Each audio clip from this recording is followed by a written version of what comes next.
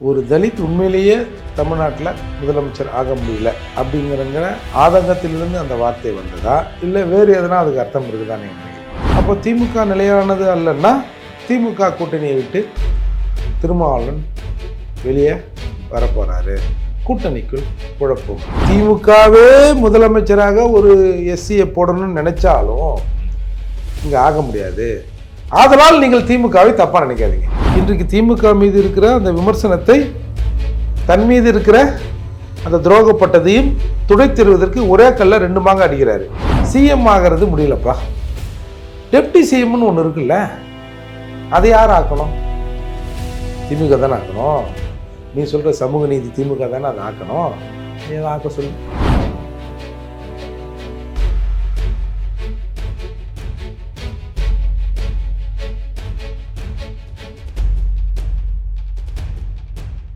ஜாம்பவான் நேயர்களுக்கு பிரபாகரனின் அன்பு வணக்கம். இன்றைய அரசியல் அரங்கம் நிகழ்ச்சியில் நம்மோடு இணைந்திருக்கிறார் புரட்சி தமிழகம் கட்சியினுடைய தலைவர் மற்றும் வழக்கறிஞர் திரு ஏர்போர்ட் மூர்த்தி அவர்கள்.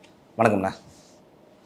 இன்றைய சூழல்ல பெரிய பேசுபொருள் அப்படின்னா விடுதலை சிறுத்தைகள் கட்சியினுடைய தலைவர் தொல் திருமாவளவன் அவர்கள் ஒரு கருத்து தெரிவிச்சிருந்தார். தமிழகத்துல தலித் முதல்வர் ஆகக்கூடிய சாத்தியக்கூறு இல்லை அப்படின்னு ஆணித்தனமாக உறுதியா சொல்லியிருந்தாருங்க. அந்த கருத்தை நீங்க எப்படி பாக்குறீங்க? இல்லை, நீங்க முதல்ல அந்த கருத்தை எப்படி பாக்குறீங்க? நான் பல மாநிலங்களில் இருக்காங்க, அது தமிழகத்தில் மட்டும் எனக்கு தெரிஞ்சு முன்னுதாரணம் ஒரு 4-5 மாநிலங்களில் இருக்காங்கன்னு நினைக்கிறேன். மாயாவதி கூட இருக்காங்க. இல்லை, நான் கேட்ட விதம் எப்படின்னா, ஒரு தலித் அவரோட பாஷையில், அவரோட மொழியில், ஒரு தலித் உண்மையிலேயே தமிழ்நாட்டில் முதலமைச்சர் ஆக முடியல அப்படிங்கிற ஆதங்கத்திலிருந்து அந்த வார்த்தை வந்ததா, இல்லை வேறு எதனா அதுக்கு அர்த்தம் இருக்குதா நீங்கள் நினைக்கிறீங்களா? வேறு எதனா அர்த்தம்னா அது நீங்கள் தான் சொல்லணும். இப்போ எல்லாருமே என்ன சொல்கிறாங்க, பொதுவாகவே விடுதலை சிறுத்தைகள் திருமாவளவன் ஒரு பட்டியல் சமூகத்திலிருந்து ஒருத்தரை வந்து தமிழகத்தில் முதல்வராக முடியல அப்படின்னு சொல்லிட்டாரு. அதோடு திமுக நிலையானது அல்ல அப்படின்னு சொல்லிட்டாரு அப்படின்னு. அப்போ திமுக நிலையானது அல்லன்னா திமுக கூட்டணியை விட்டு திருமாவளவன் வெளியே வரப்போறாரு, கூட்டணிக்குள் குழப்பம் இப்படின்னு ஒரு மேம்புள்ளை மேய்கிற நபர்களாக தான் இருக்கிறாங்க. நீங்கள் அந்த பேச்சை வந்து அரசியலாக விட்டு நோக்கினீங்கன்னா, ஒரு தலித், அதாவது அவரோட வார்த்தையில், ஒரு பட்டியல் சமூகத்தவன் தமிழ்நாட்டின் முதல்வராக ஆக முடியாது. திமுக மீது எங்களுக்கு நம்பிக்கை இருக்கிறது. ஆனால் திமுக மீது எங்களுக்கு நம்பிக்கை இருக்கிறது. திமுக மீது நம்பிக்கை இருக்கிறது. இந்த ஸ்டேட் அதை ஆக்க விடாது. திமுக ஆட்சி நிலையானதல்ல, இந்த ஸ்டேட் நிலையானது. இந்த ஸ்டேட் இது வந்து நேரடியாக பார்லிமெண்ட்டோடு தொடர்புடையது. அப்போது திமுக மேலே தப்பு இல்லை, திமுக ஆக்க நினைக்குது, ஆனால் இந்த ஸ்டேட் அதை தடுக்குது. அந்த ஸ்டேட்டுங்கிறது எதை நம்ம புரிஞ்சுக்கிறது? அவர் சொல்கிறாரு, இந்த பியூரோக்ரஸி, இந்த செட்டப்னு ஒன்று இருக்குல்ல, இங்கே அந்த செட்டப்பு இங்கே நம்மளை ஆக்க விடாது. திமுகவே முதலமைச்சராக ஒரு எஸ்சியை போடணும்னு நினைச்சாலும் இங்கே ஆக முடியாது. ஆதலால் நீங்கள் திமுகவை தப்பாக நினைக்காதீங்க. திமுக தொடர்ந்து பட்டியல் சமூக மக்களுக்கு எதிரான விஷயங்களை செய்து கொண்டே வருகிறது. இந்த மக்களின் உரிமையை பேணி காப்பதில் திமுகவுக்கு 1% கூட அக்கறை இல்லை. அப்படி இருந்தும் நீ ஏன் சொரணை கட்டு திமுக கட்டியே இருக்கிற, வெளியே வா அப்படின்னு என்ன சொல்கிறாங்கல்ல, நானும் இதை கேட்குறேன். திமுகவும் செய்ய நினைக்குது, ஆனால் இந்த ஸ்டேட் இதை செய்ய விடாது. அதால் என் மீது நான் சொரணுக்கிட்டு இருக்கிறேன்னு என்ன சொல்கிறீங்கள, என் மீதையும் தப்பு இல்லை, திமுக மேலேயும் தப்பு இல்லை. நாங்கள் 2 பேரும் கையறு நிலையில் இருக்கிறோம். அதனால் நாங்கள் இந்த சமூகத்துக்கானவர்கள். இந்த செட்டப்பு நம்மளை இங்கே வந்து ஆள விடாது.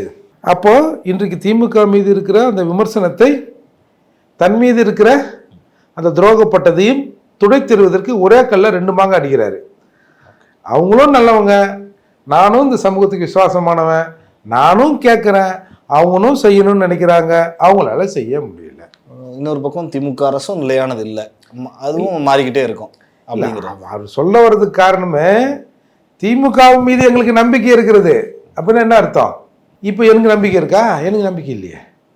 ஒட்டுமொத்தமாக தமிழகத்தில் இருக்கிற இந்த பட்டியல் சமூக மக்கள், குறிப்பாக பறையர்கள் இன்னைக்கு திமுகவை நம்புறாங்களா? திமுகவுக்கு இந்த ஆட்சியை நம்புறாங்களா? இந்த ஆட்சி நமக்கான ஆட்சி, இல்லை சட்டத்தின் ஆட்சியை தாங்கி பிடிக்கிற ஆட்சின்னு யாராவது நம்புகிறோமா? இது உங்களுக்கு இன்னொரு முறையில் சொன்னால் எளிமையாக புரியும். வேங்கை வயலில் மலத்தை போட்டவனை திமுக அரசு கண்டுபிடிக்க நினைக்குது. திமுகவின் நோக்கம் அதை கண்டுபிடிச்சி தண்டிக்க வைக்கிறது. ஆனால் இந்த ஸ்டேட், தமிழ்நாடு ஒரு ஸ்டேட்னு ஒன்று இருக்குல்ல புதுசாக, அது திமுகவை செய்யக்கூடாது. ஆனால் இந்த அரசு செய்ய நினைக்குது. ஆனால் திமுக செய்ய நினைக்குது. ஓகே. திமுகவுக்கு ஐயோ, ஒரு பறையர் குடியிருப்பில் டேங்கில் மலத்தை கலந்து குடிக்க வச்சுட்டு அந்த பாவிகளை நம்ம இன்னும் கைது பண்ண முடியலையே அப்படின்னு திமுக நினைக்குது. கைது பண்ணுறதுக்கு முனைப்பு எடுக்குது. ஆனால் அதை கைது செய்ய விடாமல் இந்த ஸ்டேட் பியூரோக்ரசி தடுக்குது. ஸ்டேட் ஒன்று தடுக்குது. அப்போது திமுக மீது குற்றமா ஸ்டேட் மீது குற்றமா? தமிழ்நாட்டில் இருக்கிற எல்லாரும் திமுக மீது குற்றம் சொல்கிறீங்க. நீங்களாம் அறிவு கட்டவனுங்க. திமுக அதை சரியாக செய்யணும்னு நினைக்குது. இந்த ஸ்டேட் தான் அதை தடுக்குது. இப்போ தப்பு யார் மேலே? இந்த மாதிரி திமுகவில் இருக்கிற மூத்த தலைவர்களே பேசுவாங்களான்னு தெரியலையே நீங்கள் சொல்கிற மாதிரி. இல்லை, இதுக்கு அர்த்தம் அதானே. இப்போ தப்பு யார் பேரில்? திமுக பேரில், இந்த ஸ்டேட் பேர் இல்லையா? நீங்கள் சொல்கிற சூழல் படி போனால் அந்த ஸ்டேட் பேரில் தான் அப்படின்னு தோணும். அதை தான் அவர் சொன்னார். திமுக மீது எங்களுக்கு நம்பிக்கை இருக்கிறது. திமுக சாதி ஒழிப்பு கட்சி, சமூக நீதி கட்சி. ஆனால் இந்த ஸ்டேட் நம்மளை சிஎம் ஆக்க கூடாது. ஏன்னா இந்த ஸ்டேட் நேரடியாக பார்லிமெண்ட்டோட தொடர்பு இருக்கிறது. ஏதோ மாயாவதி தப்பி தவறி ஒரு எக்ஸப்ஷன் ஒரு இடத்துல வந்துட்டாங்க. பஞ்சாபில் 32% பட்டியல் சமூக மக்கள். அந்த மக்களை அப்பயே பிளந்துட்டாங்க 1975. அதால் இந்த பட்டியல் சமூக மக்கள் ஒற்றுமை என்பது இங்கே சீர்குலைப்பதற்கான வேலையெல்லாம் நடக்குதுன்னு சொல்கிறாரு. நான் என்ன சொல்கிறேன், தாமோதரன் சஞ்சயவையா ஆந்திராவில் முதலமைச்சராக இருந்திருக்காரு. அவர் ஒரு ஷெட்யூல் காஸ்ட் எஸ்சி. அப்புறம் ராம் சுந்தர் தாஸ் பீகார், அவரும் சிஎம் இருந்திருக்காரு. போலே பாஸ்வான் சாஸ்திரி பீகாரில், அவரும் சிஎம் இருந்திருக்காரு. ஜெகநாத் பாண்டையா ராஜஸ்தான், அவரும் சிஎம் இருந்திருக்காரு.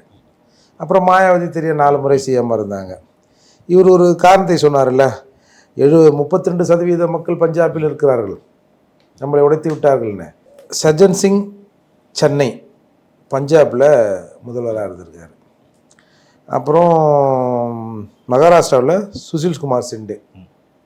இப்போ கிட்டத்தட்ட ஒரு 7-8 பேர் சிஎம்மாக இருந்திருக்காங்களே. இப்போ நீ ஒரு காரணம் சொல்கிறல்ல, ஒரு ஸ்டேட். அப்போ ஸ்டேட்டுங்கிறது எல்லா மாநிலங்களிலும் அந்த ஸ்டேட் இருக்கும், ஒரு கட்சி ஆட்சி இருக்கும்ல. எப்படி அங்கெல்லாம் வர முடிஞ்சது? ஏன்னா அங்கே பெரியார் இல்லை, அண்ணா இல்லை, கருணாநிதி இல்லை, ஸ்டாலின் அவர்கள் இல்லை. அதால் வர முடிஞ்சது. அப்போது இந்த இசங்களிலிருந்து நான் வெளியே வருகிற போது நம்ம ஆட்சி அதிகாரத்துக்கு வரலாம். இது ஒன்று. சரி, முதலமைச்சராக வர இந்த ஸ்டேட் விட மாட்டேங்குது. இதுதான் ஒரு பெரிய குழப்பம். இப்போ ஸ்டேட்னா இப்போ உங்களுக்கே புரியல. யாரை தான் சொல்கிறீங்க? அந்த ஸ்டேட்டுங்கிறதுங்கள நம்ம யாரை வச்சு பொறுத்திக்கிறது? ஒரு பக்கம் பாஜக சொல்லுது நாங்கள் அந்த மாதிரிலாம் சூழல் இல்லை, இங்கே ஒரு தலித் முதல்வர் ஆகக்கூடிய வாய்ப்பு இருக்குன்னு சொல்லி. ஒரு பக்கம் திரு ராமதாஸ் அவர்கள் சொல்கிறார், அன்புமணி ராமதாஸ் அவர்கள். இப்போ ஸ்டேட்னா நீங்கள் அப்புறம் யாரை நம்ம இதில் பொறுத்தி? நீங்கள் ஸ்டேட்னா பியூரோக்ரஸின்னு எடுத்துங்க, இல்லை சனாதனன்னு கூட எடுத்துங்க. அதை அவர் சொல்லலை, சனாதனன் கூட எடுத்துங்க. அது ஆக்க விடாது. அப்போ எப்படி இங்கெல்லாம் ஆக்க விட்டுச்சு?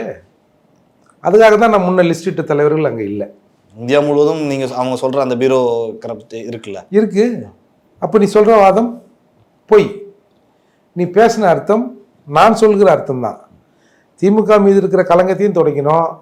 இந்த ஆளியாயா அங்கேயே தொங்கி கிடக்குறான் அப்படின்னு நம்மளை திட்டுறாங்க, அதுக்கும் ஒரு சப்பக்கட்டு கட்டணும். இங்கே ஒரு குத்து, அங்கே ஒரு குத்து. இது ஒரு அந்த பம்மாத்து பேச்சுன்னு வாங்க தெரியுமா, அந்த மாதிரி பேச்சாக தான் இதை நான் பார்க்குறேன். சரி, சிஎம் ஆகிறது முடியலப்பா, டெப்டி சிஎம்னு ஒன்று இருக்குல்ல, அதை யார் ஆக்கணும்?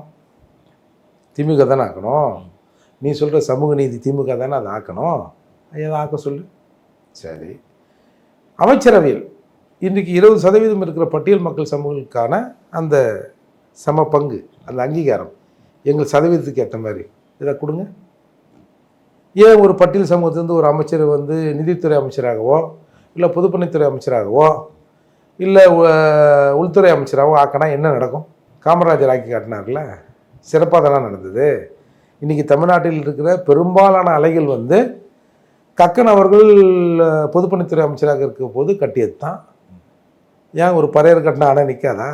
அந்த ஐடியாவே அங்கே தானே வந்திருக்குது. அப்போது இதையெல்லாம் யார் செய்யணும்? 72 மாவட்ட செயலாளர் ஒரு 4-5 பேருக்கு எஸ்சி கொடுக்குறத யார் கொடுக்கணும்? திமுக தான் செய்யணும். அப்போ இதுக்கெல்லாம் என்ன சொல்ல வரீங்க? ஏன் திமுகவில் ஆதிராவிட நலக்குழுன்னு ஒன்று தனியாக வச்சு நீங்கள் வந்து பொறுப்பு போடுறீங்க எஸ்சிக்கு? நீங்கள் தான் பெரியார் வழி வந்தவங்கள, சாதி ஒழிப்புக்காகவே இருக்கிறவங்கள, யாருக்கெல்லாம் அதிகாரம் மறுக்கப்பட்டிருக்கோ அவங்கள தூக்கி மேலே நிறுத்து தான் திராவிட மாடல்னு சொல்கிற நீங்கள் ஏன் ஒருத்தனை வந்து ஒதுக்கி வச்சுருக்கீங்க? கன்சிராம் சொல்லுவார், சொந்த வீடு பிஎஸ்பி இருக்கும்போது இன்னொருத்த வீட்டு மாட்டுக்கொட்டையில் எதிராக போயிருக்கிறீங்க. தமிழ்நாட்டில் இருக்கிற இந்த அப்போ அவர் அந்த சொல்லுவார், தலித் தலைவர்கள் திராவிட கட்சிகளில் பூட் லிக்கர்ஸ், காலை கழுவி குடிப்பவர்கள், இல்லை காலை நக்குபவர்கள். பிஎஸ்பியை தொடங்கியவர். ஆமாம், கன்சிராம் சொல்லுவார், தமிழ்நாட்டில் இருக்கிற தலித் தலைவர்கள்லாம் இப்படி தாயா, இவெல்லாம் திராவிட கட்சியின் காலை கழுவி குடிக்கிறவையா அப்படின்னு வெளிப்படையாக சொல்லுவார். அப்போ அந்த நிலையில் நம்ம இருந்துன்னு இன்றைக்கி ஒரு சிக்கல் வந்த பிறகு அந்த சிக்கலை அப்படி பூசி மொழுகிற வேலை தான் இந்த வேலை. சரி, இவ்வளோ நடந்தது இல்லை, நீங்கள் வந்து முதல்வராக முடியாதுன்னு நீங்கள் சொல்கிறீங்க.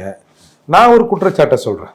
இப்போ இந்த திமுக ஆட்சி ஏற்ற பிறகு 11/8/22 ஒரு நம்ம இருக்கும்போது அதை பேசியிருப்போம், தீண்டாமை ஒழிப்பு முன்னணி ஒரு சர்வே வெளியிட்டாங்க. அதில் வந்து 24 டிஸ்ட்ரிக்டில் 386 ஊராட்சிகளில், அதாவது தனி ஊராட்சிகள், இந்த எஸ்சி ஊராட்சிகளில் என்னென்ன டிஃபிகல்ட்டிஸை அந்த தலைவர்கள் எதிர்நோக்குறாங்க அப்படின்னு ஒரு சர்வே பண்ணாங்க. அதில் வந்து தேசிய கொடி ஏற்ற முடியாத ஊராட்சிகள், ஊராட்சி தலைவர் தானே தேசிய கொடி ஏற்றுவார். எப்படி வந்து நாங்கள் வந்து கோட்டை கொத்தளத்தில் கவர்னர் ஏற்றுகிற உரிமையை பறித்து முதல்வர் ஏற்றுகிற உரிமையை வாங்கி தந்தவர் கலைஞர்னு நீங்கள் பெரும் பேசுகிறாங்கல்ல. அப்போ ஒரு ஊராட்சிக்கு அந்த ஊராட்சி மன்ற தலைவர் தானே முதல்வர். அந்த முதல்வர் தேசிய கொடியை ஏற்ற முடியாதது 20, எத்தனைல அந்த 386ல் 20 இடத்துல தேசிய கொடி ஏற்ற முடியல. பேர் பலகை இல்லாது 42, தலைவர் பேர் அங்கே வைக்க முடியாது. நாற்காலியில் தலைவர் அமர முடியாதது, தலைவர் நின்றுனே இருக்கணும், உறுப்பினர்லாம் உட்காந்துருப்பாங்க. 33, அலுவலக சாவி கிடைக்காதது 14, தாக்குதலுக்கு உள்ளாக்கப்பட்டது, அடி வாங்கியிருக்கான் தலைவருங்க 34, தீண்டாமை எதிர்கொள்வது தலைவர் 25, அவமரியாதை 23, கிராம சபைக்கு எஸ்சிக்கள் அல்லாதவர்கள் வராத ஊராட்சி. கிராம சபை கூட்டப்பட்டால் எஸ்சி வரமாட்டேன், கிராம சபை கூட்டத்தில் அவர் தலைவர் வந்து பெரிய பிடிங்க மாதிரி இருப்பார், நம்ம போய் அவர் கீழே வந்துக்கணுமா அப்படிங்கிறது 17, தலைவரால் நிர்வாகம் செய்ய முடியாது 11. இப்போ இதில் வெரி ஃபஸ்ட்டு தேசிய கொடி ஏற்ற முடியாது 20. இப்போ இதை யார் தடுக்கிறது? யார் இதை வந்து ஏற்ற வைக்கிற உரிமை யாருக்கிட்ட, பவர் யாருக்கிட்ட இருக்குது? முதல்வர்கிட்ட தான் இருக்குது. முதல்வர்கிட்ட தானே இருக்குது. கடுமையாக பேசியிருக்காரு பார்த்தீங்களா ஆலோசனை கூட்டத்தில், கவுன்சிலர் மீது நடவடிக்கை எடுக்கணும். இதெல்லாம் இருக்கட்டும் சார், எல்லாம் பேசுறது தான். இதுக்கு என்ன சார் ஆச்சு? இங்கே கூட இருக்கிறவங்க தானே இது சொன்னாங்க. இதுக்கு ஒரு இப்போ 20 ஊராட்சி தானே, ஒரு ஊராட்சிக்கும் இது வெளியிட்டதே வந்து அந்த சுதந்திரத்துக்கு ஒரு 5-6 நாளைக்கு முன்னாடி தான் வெளியிட்டாங்க. இந்த மாதிரி இந்த 20 ஊராட்சியில் ஒரு 10-15 போலீஸ் அனுப்பிச்சு போய் நில்லையா, ஒரு கூண்டு வண்டி வச்சுட்டு நில்லுங்க, எவன் தடுக்கிறான் பார்ப்போம் அப்படின்னு சொல்லியிருந்தா இங்கே ஏற்றப்பட்டிருக்கும்ல. அப்போது யாருக்கு எண்ணம் இல்லை? ஒரு 4 போலீஸ் அனுப்புறதுக்கு யாருக்கு எண்ணம் இல்லை? திமுக தலைவருக்கோ முதல்வருக்கோ எண்ணம் இல்லை. அவ்வளோதான், தட்ஸ் ஆல். இந்த விஷயமும் இந்த தகவலும் விசிக தலைவருக்கு தெரியாதா சார்? இதெல்லாம் தான் இன்னைக்கு வந்து ஒரு எதிர்ப்பு சூழலை திமுகவுக்கு எதிராக உருவாக்கி இருக்கிறது. நீங்கள் நினைக்கிற மாதிரி திமுக கெட்டது இல்லைப்பா, அது ரொம்ப நல்லதுப்பா, நானும் அங்கே வந்து அடிமையாக என்னை கட்டி போட்டு இல்லைப்பா, நானும் அங்கே கெட்டுந்தான்ப்பா இருக்கிறேன், ஆனால் எங்களால் செய்ய முடியலப்பா. இவ்வளவு பெரிய இந்தியாவில் தமிழ்நாடு ஒரு சின்ன மாநிலம், தமிழ்நாட்டின் மாநில முதல்வருக்கு ஒரு சின்ன அதிகாரம் இருக்குது, அவர் வந்து அயல்நாட்டு இலங்கை தமிழர் பிரச்சனை தலையிட்டு இருக்க முடியாதுன்னு நீ சொன்ன, நீ நம்ம ஊரில் இருக்கிற ஊராட்சியில் தலையிட முடியாதா முதல்வரால்? அப்போ எதுக்கு முதல்வர் பதவி? அப்போ எதுக்கு உங்களுக்கு ஆட்சி அதிகாரம்? சார், இலங்கையில் நீங்கள் தலையிட முடியாதுன்னு நீங்கள், அதுவும் திருமாவளவன் தான் சொன்னார். சரி சரி, இந்தியாவில் மற்ற மாநிலத்தில் நீ தலையிட முடியாது, உங்களுடைய ஆட்சி அதிகாரத்தின் கீழ் இருக்கிற தமிழ்நாட்டில் நடக்கிற ஊராட்சிகளில் நீங்கள் தலையிட முடியுமா? முடியாது. கட்டாயம் ஒரு மாநில அரசால் தலையிட்டு அது நடவடிக்கை எடுக்க முடியும். அப்போ நீங்கள் வந்து ஊரை குறை சொல்கிறீங்க, ஏதோ பியூரோக்ரஸியை குறை சொல்கிறீங்க, இதெல்லாம் தப்பு தானே. அப்போது இந்த பேச்சுங்கிறது திமுகவையும் தன்னையும் தற்காத்து கொள்வதற்கு திருமாவளவன் பேசிய பேச்சு. நான் இன்னொரு படி மேலே போய் சொல்கிறேன். 1995 சென்னையில் பனகல் பார்க்கில் ஒரு கூட்டம். அந்த கூட்டத்தில் அண்ணன் ஏபிஎல்எஃப் தலைவர் அண்ணன் நான் பெரிதும் மதிக்கிற, சமுதாயத்தை உண்மையாக நேசித்த, சுகம் காணாத சுமை தாங்கி அண்ணன் பூவை மூர்த்தியார் ஏபிஎல்எஃப் சார்பாக ஒரு மாநாட்டை கூட்டுகிறார். அந்த மாநாட்டில் சிறப்பு அழைப்பாளராக ராமதாஸ் கலந்துனுக்கிறார். அப்போது ஒரு பெரிய அந்த கிங் சேரை இது ஒன்று சொல்லுவாங்க, மகாராஜா சேருன்னு சொல்லுவாங்க, சிகப்பு கலர் லைட்டாக இருக்கும் பாருங்க. அந்த ஒரு சேர் போட்டு பக்கத்தில் எல்லாம் பிளாஸ்டிக் சேர் போட்டிருக்கு. அந்த ஒரு சேர் வந்து மருத்துவர் ஐயாவுக்கு போடப்பட்ட சேர். நிகழ்ச்சிக்கு வந்த மருத்துவர், நான் இந்த சேரில் உட்கார மாட்டேன், என்னைக்கு தமிழ்நாட்டில் அப்போது சொன்ன வார்த்தை, ஒரு தலித்தை நான் முதலமைச்சர் ஆக்குகிறேனோ அப்போ தான் இந்த மாதிரியான உயர் நாற்காலியில் நான் உட்காருவேன். இந்த நாற்காலியில் உட்காருவதற்கு தகுதியானவர் பூவை மூர்த்தி. இந்த சமூகத்தில் தமிழ்நாட்டில் முதல்வராக வருகிற தகுதி பூவை மூர்த்தியாருக்கு இருக்கிறது. எனவே அவர் அதில் உட்காரணும்னு அவரை கையை பிடிச்சி அதில் உட்கார வச்சுட்டு மருத்துவர் பக்கத்தில் இருக்கிற பிளாஸ்டிக் சேரில் உட்கார்ந்தார். இது வருடம் 1995 வரலாற்றில் நடந்திருக்கு இந்த சம்பவம். ஆமாம் சார், இது வந்து 100-200 வருஷம் இல்லை சார், இப்போ சார் ஒரு 2030 வருஷத்துக்கு முன்னாடி, 30 வருஷத்துக்குள் தானே. அப்போது அந்த சூழல் இருந்தில்ல. ஏன் அந்த சூழல் கெட்டது? அந்த சூழல் அப்படியே மாறி ஒரு பாமக வந்தால் திமுக கூட்டணியில் விடுதலை சிறுத்தைகள் இருக்காது அப்படின்னு உங்களை எது சொல்ல வச்சுது? நான் வந்து மருத்துவர் ராமதாஸ் ஐயா வந்து சொன்னது போல் 100% அவர்கள் வந்து சனியானவர்கள் அப்படிலாம் நான் சொல்ல வரல. சில விஷயங்களில் முரண்பாடுகள் இருக்கத்தான் செய்யும். ஏன்னா நம்ம பல 100 ஆண்டுகளாக முரண்பாடோடு வளர்ந்த சமூகம் இல்லை, அதில் சின்னது இருக்க தான் செய்யும். அதெல்லாம் வந்து கலந்து பேசி தான் நிறைவு பண்ணோம். 100% நாம் ஏற்றுக்கொள்ள அளவுக்கு மருத்துவர் இருக்க முடியாது, மருத்துவர் நினைக்கிற அளவுக்கு நம்மளும் 100% அவர் ஏற்றுக்கொள்ள அளவில் நம்மளால் இருக்க முடியாது. சில சின்ன 1-2 இருக்க தான் செய்யும். அதெல்லாம் பேசி தான் கலைஞ்சு ஒரு குறைஞ்சபட்ச ஒப்பந்தத்தோடு ஆட்சியை நம்ம கைப்பற்றணும். இன்றைக்கி வந்து அன்புமணி ராமதாஸ் சொல்கிறாரு, வந்து எங்களுக்கு ஆதரவளித்தால் நாங்கள் ஒரு பட்டியல் சமூகத்தில் இருக்கிறவரை ஒரு முதல்வராக்குவோம். நீங்கள் மறைந்த ஆம்ஸ்டாங் கூட ஒரு சில காணொலியில் பேசியிருப்பார். நான் இந்திய நாட்டின் பிரதமர் ஆவதற்கு அம்பேத்கர் தான் காரணம் அப்படின்னு மோடி சொல்லியிருக்கார். அதுக்கு இங்கே இருக்கிற திராவிட கட்சிகள் மோடி பொய் சொல்கிறாரு அப்படின்னு சொன்னாங்க. சரி, மோடி கூட பொய் சொல்லட்டும், நீ உண்மையை சொல்லு. நீ ஒரு ஒடுக்கப்பட்ட சமூகத்திலேருந்து நீங்கள் இன்றைக்கி வந்து முதல்வராகி ஆட்சியை பிடிச்சிருக்குன்னா இது யாராலன்னு சொல்லுங்கள். அப்போது இந்த சூழல் ஏன் இங்கே மாறுது? ஏன் இன்றைக்கி மாறி இப்படி நிற்கிது? பாட்டாளி மக்கள் கட்சி இன்றைக்கி சொல்கிறாங்களே, எங்களுக்கு வந்து முதல்ல வந்து மத்திய அமைச்சராகிற வாய்ப்பு கிடைச்ச போது நாங்கள் இந்த சமூகத்தில் இருக்கிற தலித் ஏழ்மலையை மத்திய அமைச்சராக்கணும், முதல் முறை கிடைத்த வாய்ப்பை ஒரு பயன்படுத்தணும். எங்கள் கட்சியின் பயிலாகவே ஒரு பொதுச் செயலாளர் இந்த சமூகத்தை சார்ந்தவன் தான் சொல்கிறாங்கல்ல. அந்த மாதிரி நீங்கள் சொல்லுங்களேன். அன்புமணி ராமதாஸ் பொய் சொல்லான்னு சொன்னீங்களே, ஏம்மா அந்த பொய்யை நீங்கள் சொல்லுங்களேன்ப்பா, ஒரு தடவை சொல்லுங்கப்பா, நீங்கள் உண்மையாக சொல்லுங்களேன்ப்பா. அவர் சொல்கிறது பொய், ஆனால் அதில் ஒரு நியாயம் இருக்கு, அவர் பொய்யா சொல்கிறான்னு சொல்கிறீங்கல்ல, நீங்கள் உண்மையாக சொல்லுங்களேன். ஒரு 20% இருக்கிற மக்களை நாங்கள் ஒரு சிஎம் ஆக்குறோம், இல்லை டெப்டி சிஎம் ஆக்குறோன்னு சொல்லுங்களேன். நீங்கள் இவ்வளவு அக்கறை ஒரு பட்டியல் சமூகத்தில் இருக்கிறவன் ஒரு நாட்டின் ஒரு தமிழ்நாட்டின் சிஎம் ஆகிறன்ற அக்கறை உங்களுக்கு உண்மையிலே இருந்திருந்தால், இந்த நாட்டின் ஜனாதிபதியாக ஒரு மலைவாழ் பெண்மணி நிறுத்தப்படுகிறார், நீ என்ன பண்ணியிருக்கணும்? கட்சியாவது அதாவது இதாவது எங்கள் சமூகத்தை சேர்ந்த ஒரு பெண்மணி இன்றைக்கி வந்து ஜனாதிபதி தேர்தலில் நிற்கிறாங்க, நாங்கள் இதில் அந்த அம்மாவுக்கு ஆதரவு தரோம் அப்படின்லாம் நீங்களாம் நின்று இருக்கணும். ஆனால் நீங்களாம் யாருக்கிட்ட நின்னீங்க? யாருக்கு ஓட்டு போட்டீங்க? இதே சனாதனம், இதே உயர் சாதி, இதே அது இதுன்னு சொன்ன அந்த ஒரு நபருக்கு நீங்கள்லாம் நின்னீங்கல்ல. அப்புறம் என்ன பிடுங்க வந்து உங்களுக்கு சாதி அது இது திடீர்னு உங்களுக்கு இப்படி சாதி பாசம் வந்துடுச்சு, நீங்கள் பேசுனா எங்களை நம்ப சொல்கிறீங்க. அதால் திரும்ப சொல்கிறேன், இது வந்து ஒரு பம்மாத்து பேச்சு, இதில் ஒரு துளியும் உண்மை இல்லவே இல்லை.